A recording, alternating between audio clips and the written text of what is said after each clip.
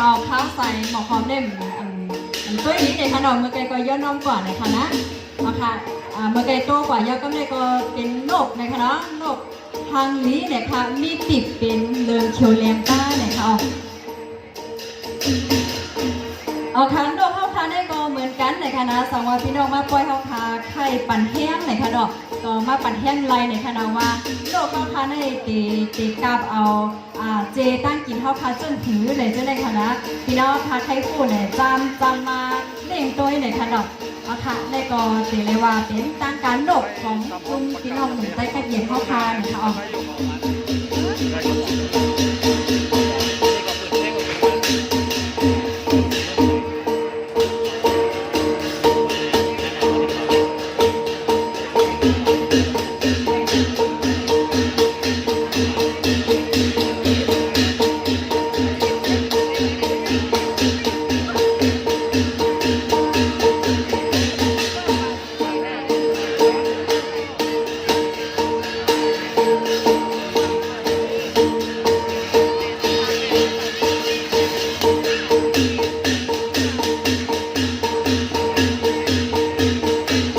พี่น้องค่ะในคณะ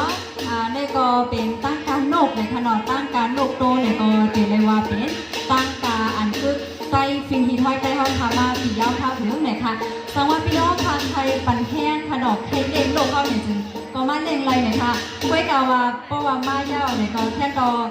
อย่าเป็นจุกตั้งมาในคณะย้อนปวาเมื่อเลียวผู้ใหญ่ก็ลงเข้าพาเนี่ยก็นำเสไปด้วยอยู่ในคณะไปด้วยตั้งกาตั้งการของวิทยาคารในอยู่ในคณะย้อนตั้งวงเมื่อที่เดินนะคะ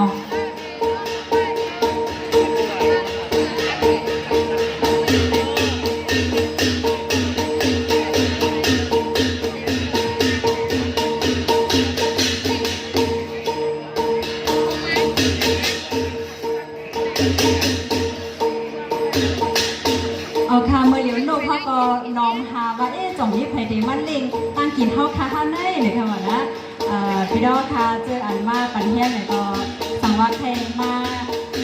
เล่งหนุนโดเขาเนี่ยก็ยิ่งจมขนมก้อยเนี่ยอย่าตีต้มไม่หนายาวในเขาเนี่ยอย่าก็เลยตีเพื่อจมในขนมเอาค่ะมาเย้าในคณะมีพี่น้องเขาค่ะ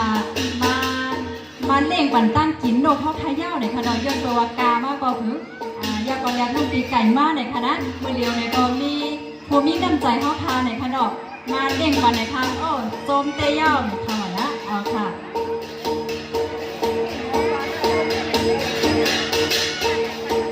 เอาค่ะพี่น้องค่ะด้วยคณะตาเดฮับเงื่อนนั่นเนี่ยก็โลกเข้าทานในก็เนตั้งทางลีอ่อนในขนมตั้งทางลีเย่งเยอ่อนเที่ยวเลยสองทับยื่นเลยค่ะนะเอาค่ะพี่น้องเอาค่ะเจออันไทยเล่งว่าไทยปั่นแห้งในขนมก็โลกเขาก็ไปมองอยู่เขา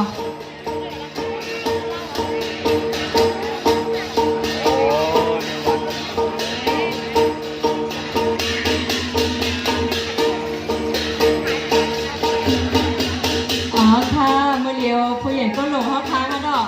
อย่างพวกก็จะได้นักคนเชียงใหม่เขาทานไหนก็มัดตอนประเทศ100 บาทในขนมอ๋อค่ะโลกเขาทานไหนก็เหลือร่างกายอันทางอยู่สิค่ะตึงเอาเลยค่ะอ๋อค่ะยื่นจ้มใหญ่น้ำได้ค่ะ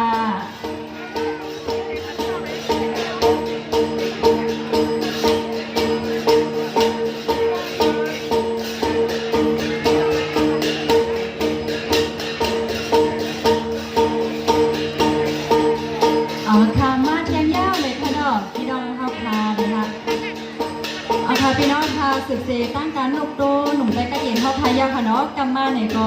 เข้าพายเดมาห้องเพลงความจอมกันเนี่ยค่ะเพราะว่าห้องเพลงความจอมกันยาวเนี่ยก็เดมีตั้งการเนี่ยค่ะดอก